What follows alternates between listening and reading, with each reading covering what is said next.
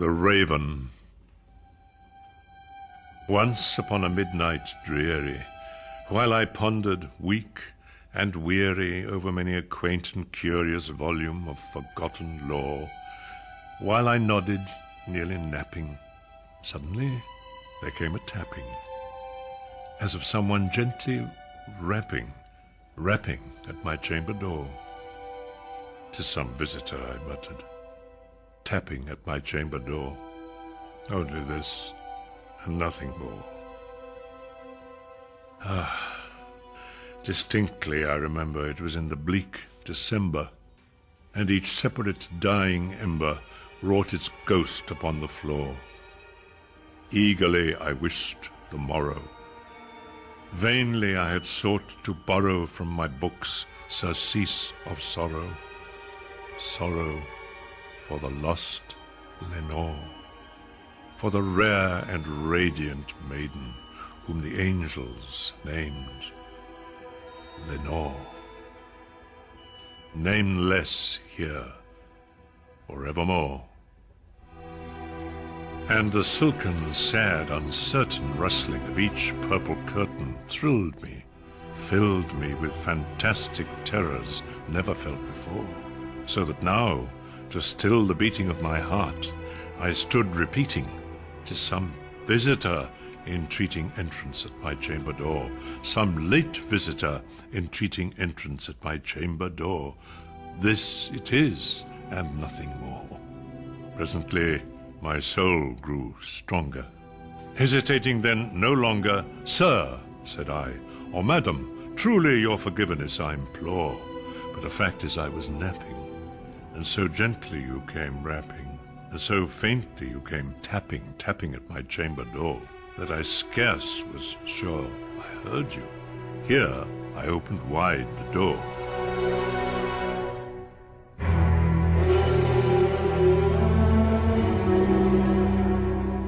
Darkness there, and nothing more.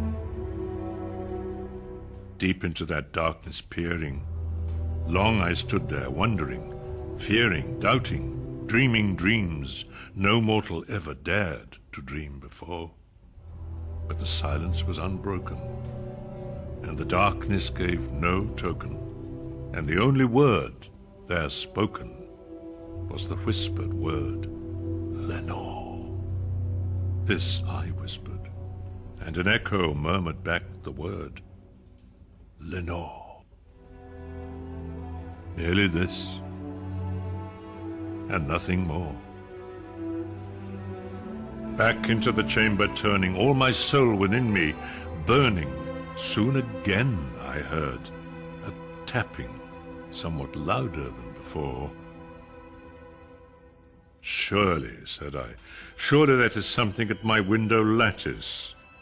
Let me see, then, what thereat is, and this mystery explore. Let my heart be still a moment, and this mystery explore. 'Tis the wind, and nothing more. Open here, I flung the shutter, when, with many a flirt and flutter, in there stepped a stately raven of the saintly days of yore. Not the least obeisance made he, not a minute stopped or stayed he, but with mien of lord or lady, perched above my chamber door, perched upon a bust of Pallas, just above my chamber door, perched and sat, and nothing more. Then this ebony bird beguiling my sad fancy into smiling, by the grave and stern decorum of the countenance it wore. "Though thy crest be shorn and shaven, thou," I said, "art sure no craven, ghastly, grim, and ancient raven, wandering from the nightly shore. Tell me what thy lordly name is on the night's Plutonian shore." Quoth the raven, "Nevermore."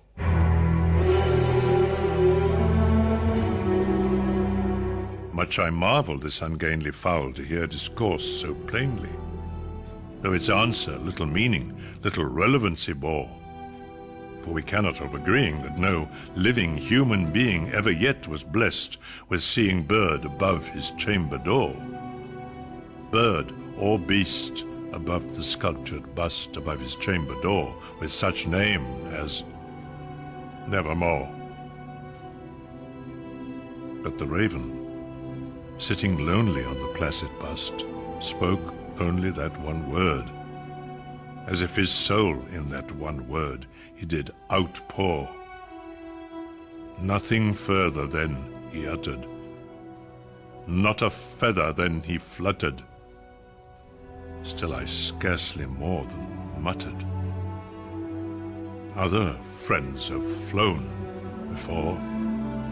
On the morrow will he leave me, as my hopes have flown before. Then the bird said, Nevermore.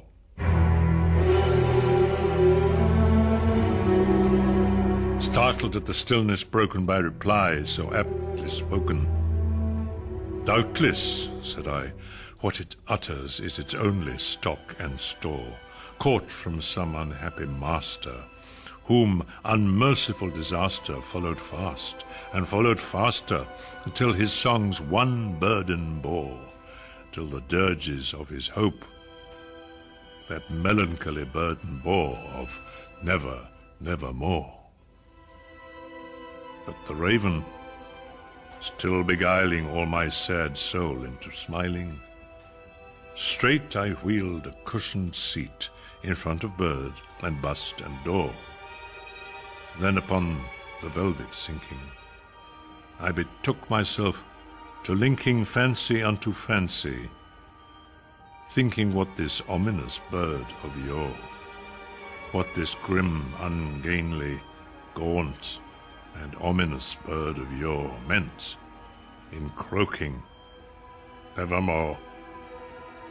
This I sat engaged in guessing, but no syllable expressing to the fowl, whose fiery eyes now burned into my bosom's core. This and more I sat divining, with my head at ease reclining, on the cushion's velvet violet lining that the lamplight gloated o'er. But whose velvet violet lining, with the lamplight gloating o'er, she shall press, nevermore. Then methought the air grew denser, perfumed from an unseen censer swung by seraphim, whose footfalls tinkled on the tufted floor. Wretch, I cried, thy God hath lent thee. By these angels he has sent thee respite, respite and nepenthe from thy memories of Lenore. Quaff, oh quaff this kind nepenthe, and forget this lost Lenore. Quoth the raven, Nevermore. Prophet, said I, thing of evil, prophet still, if bird or devil, whether tempter sent, or whether tempest tossed thee here ashore, desolate, yet all undaunted, on this desert land enchanted, on this home by horror haunted, tell me truly, I implore, is there balm in Gilead? Tell me, I implore. Quoth the raven, Nevermore. Prophet, said I, thing of evil, prophet still, if bird or devil, by that heaven that bends above us, by that God we both adore, tell this soul with sorrow laden, if within the distant Aidenn it shall clasp a sainted maiden whom the angels named Lenore. Clasp a rare and radiant maiden, whom the angels named Lenore. Quoth the raven, nevermore.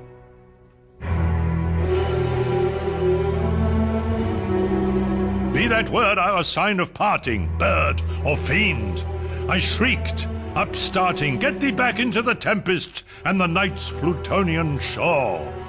Leave no black plume as a token of that lie thy soul hath spoken. Leave my loneliness unbroken, quit the bust above my door. Take thy beak from out my heart, and take thy form from off my door. Quoth the raven, nevermore.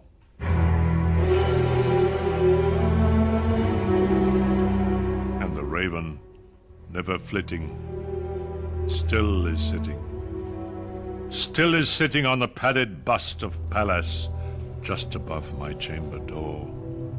And his eyes have all the seeming of a demon's that is dreaming, and the lamplight o'er him streaming throws his shadow on the floor. And my soul, from out that shadow that lies floating on the floor, shall be lifted nevermore.